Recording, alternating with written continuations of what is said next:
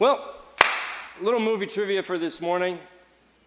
I know some people like movies. I'm not a big fan. But if I were to say life is like a box of chocolates or Jenny, what movie would I be talking about? Forrest. Oh, good. Some of you have seen it. Great. So maybe you remember Forrest replicates a situation that a lot of us may have felt one day or another at school, going back for some of us, and not too recent for others. Getting on the school bus, Forrest has his leg contraptions to help his posture and his gait. And all of a sudden, this kid is all of a sudden very self-conscious of there are no available seats because the whispers and glares of his fellow students looking at him with all that metal and wood strapped to his legs as if he's an alien come down from a spaceship and landed on their bus, and they start to push their hands aside. Seats taken. Seats taken.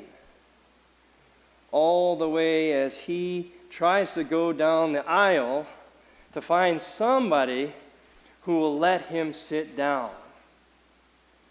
Until Jenny says, over here, you can sit with me.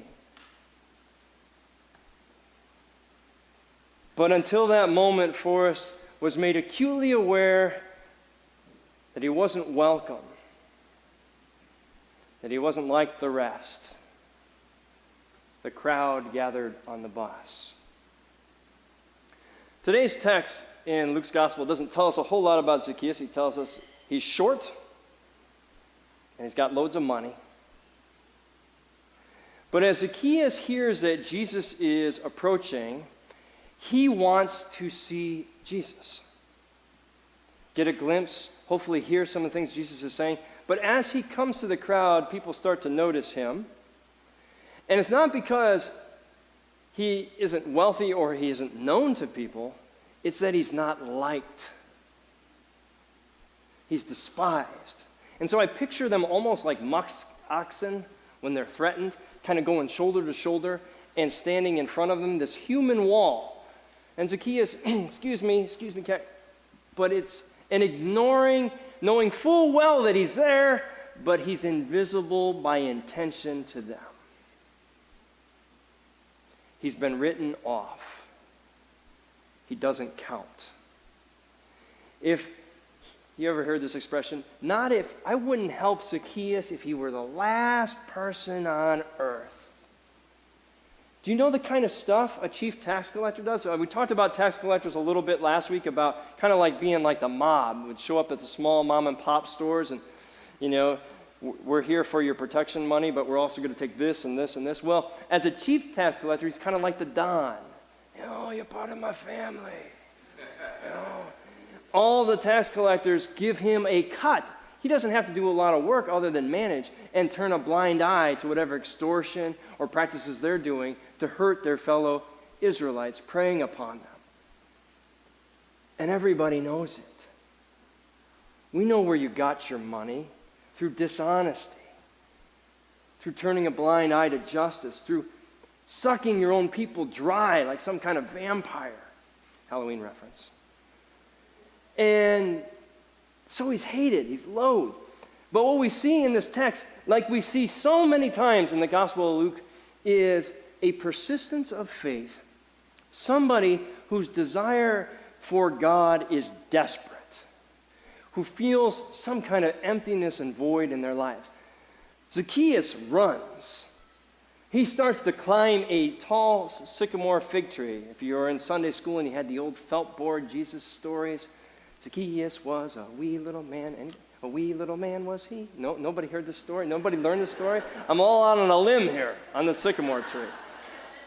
But as Zacchaeus climbs a tree, it reminds me of so many other characters in Luke's gospel. We've already heard about Jesus talking about a persistent friend who comes knocking in the middle of the night for some bread.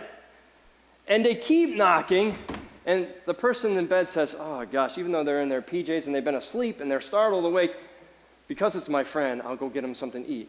Or the woman who's hemorrhaging from a bleeding disorder, and she's gone to acupuncturist and homeopathic paths, and she's tried every doctor and every kind of wives' tale remedy to try to fix this, and she's totally busted out in terms of her resources. She has nothing left. And if I just can go through this crowd and just touch him by the hem of his cloak, maybe he can do something for me.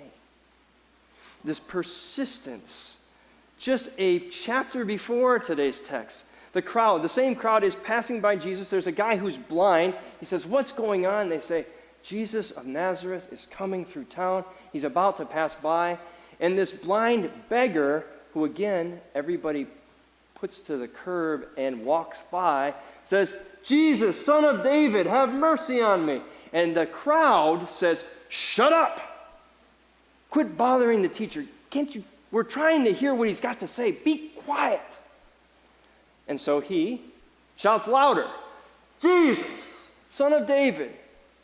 And Jesus says, "What do you want?" "I want to see." Again and again in this gospel, Luke, magnified more than any of the other gospel writers, causes those who would hear these words and read them to say, "Wait a minute. Just when I think I know who belongs in God's kingdom, just when I think of who qualifies or who belongs or who's part of us as the holy people of God," Jesus says, "Hang on a minute, you left somebody out. Or two or three or four. Or whole groups of people. Those are my kids too." Sometimes those leaving out is by biases. Sometimes they're by things that people have done to us and a woundedness. And because of their actions, which is the case with Zacchaeus, he has hurt people. They don't like him because of who he has been to them. And that's where this text gets really tough. Yeah, it's a nice story about a little guy climbing a tree. But on the other hand, I'd ask all of us, who is it that we'd have an awful hard time when we break bread at communion if we were sitting here that Jesus would say, "Okay, I'm going to put so-and-so right here next to you"?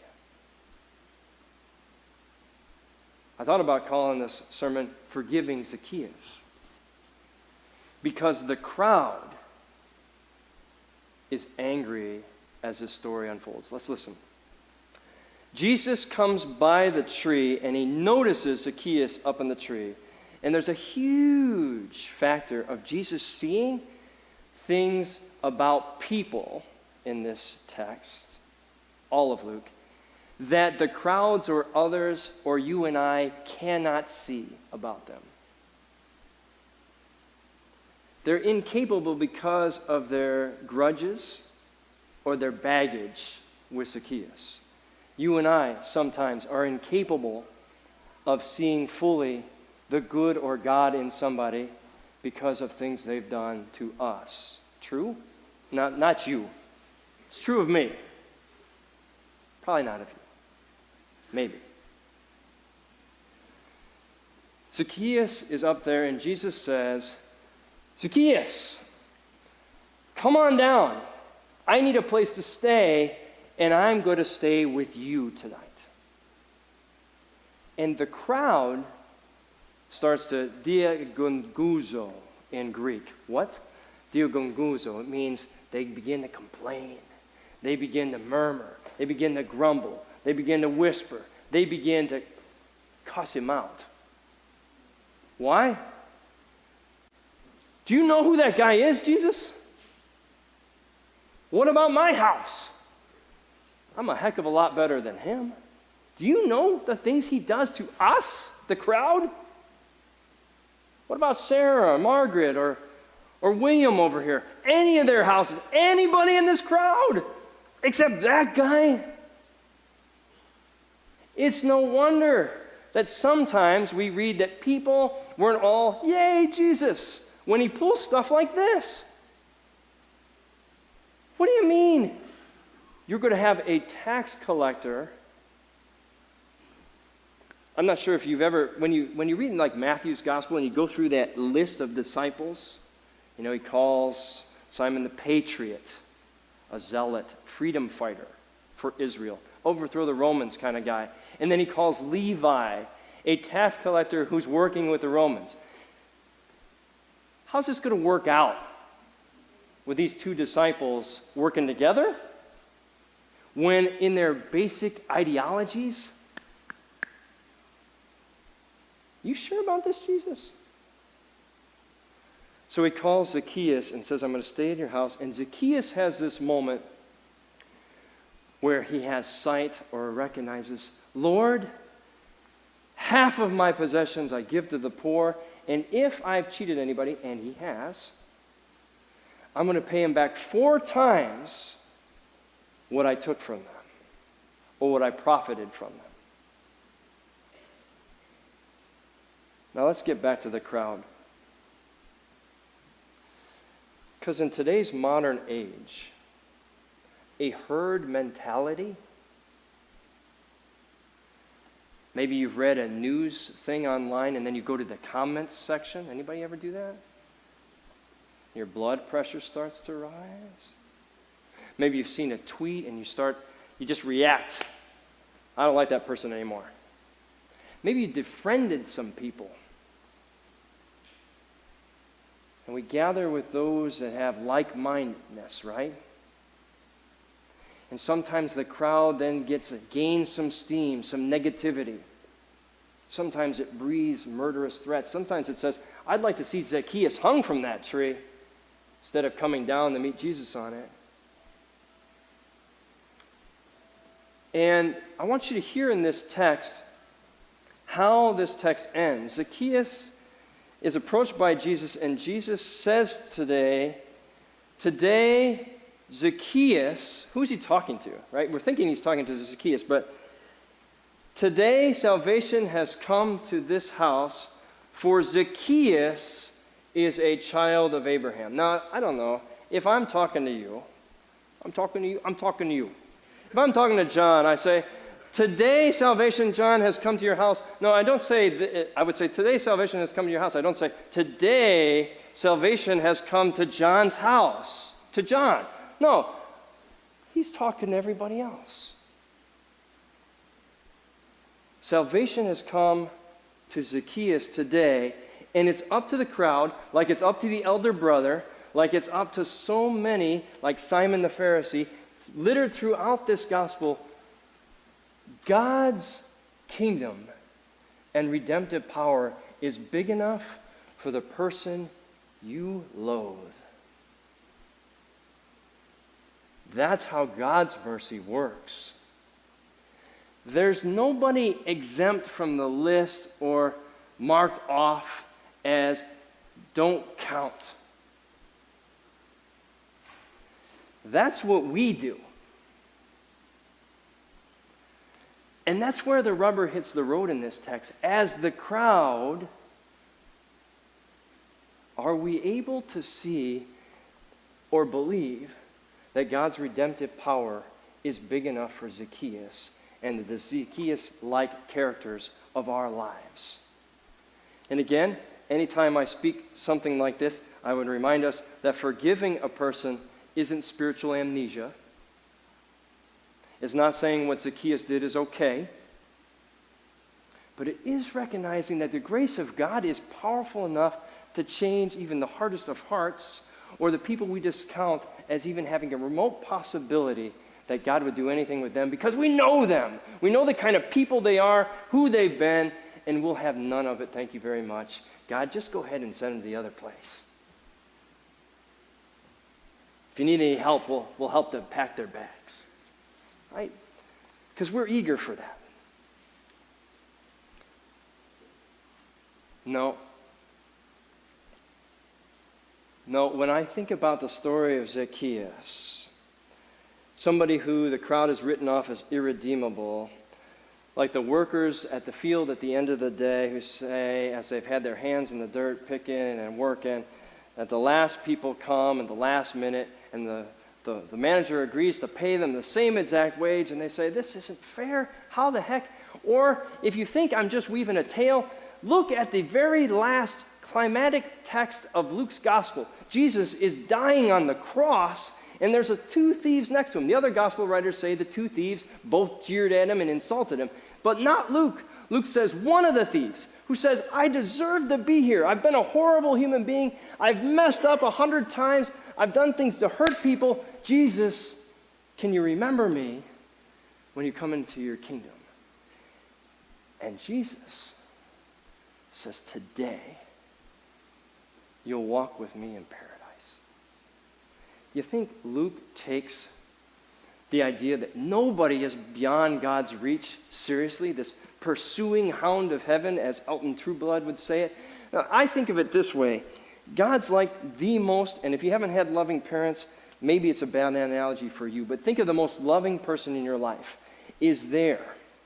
And God's magnified by that, but picture this. God says, as you come pleading hand in hand, God, I made a mess of things. I've screwed it up royally. This is not how my life I envisioned panning out. I've messed up here, and in this relationship, and in this decision, and in this choice, and I'm sorry. And God says, hey, kid, I've been here the whole time, and it's nothing we can't fix.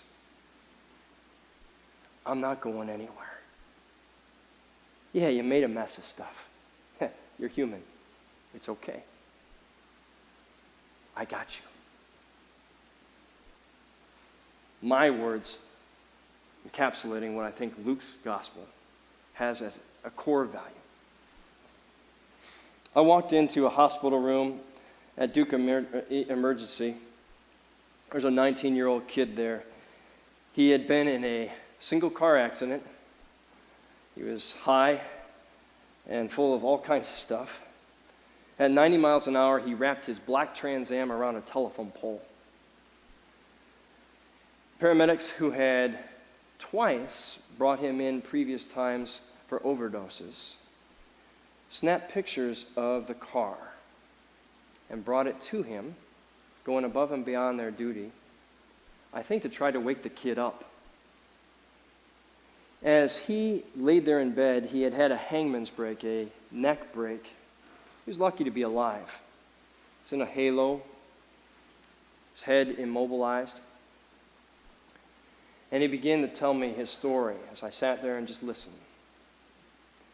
He said, Pastor, at 15 years old, kind of got in the wrong crowd. I started using it almost 14 and a half. At 15, I was lying to my parents, stealing from my parents, anything to get my fix. And my dad finally said, listen, you're killing your mother and me worried about you. I don't know who you are anymore, but it ends today. You're out. Don't come back. We're done here. You've got to learn to swim, and I don't know any other way because we've tried all kinds of rehabs, we've tried all kinds of interventions, and you just won't listen. So there's nothing else we can do for you. Pack your stuff, but when I get home from work tonight, I don't want to see you. And as this kid's recounting, he tells me, my mom has continued to reach out to me, but I've been too ashamed and too embarrassed to reach back. Not after what I've become. Sound like a parable of Jesus's? So for the first time in this kid's life, he heard the story of the prodigal son. Of a kid who blows it all, makes all kinds of mistakes, and has this persistence, this wake-up sight moment down in the pig pen that says, my father's servants are treated better. I'll just go back and ask my father not even to call me a son, just give me a roof and something to eat, and I'll work for you like a slave. But please forgive me. And I told him about a father who's anxious for his boy, who's been lost and not found, who's been dead and not alive, in that order, by the way. And he's waiting, looking every day, calling, asking people, have you seen my boy? I've heard the stories. I know it's bad. Has anybody seen him? And he sees his son, and before his son can even offer an apology, the dad is flying off the porch, wrapping his kid in his arms and saying, I love you. Welcome home. And this kid looked at me and he said, do you think my dad would take me back if I went home?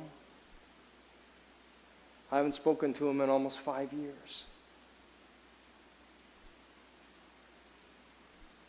I never saw the young man after that day, but I preached that story in my very first church.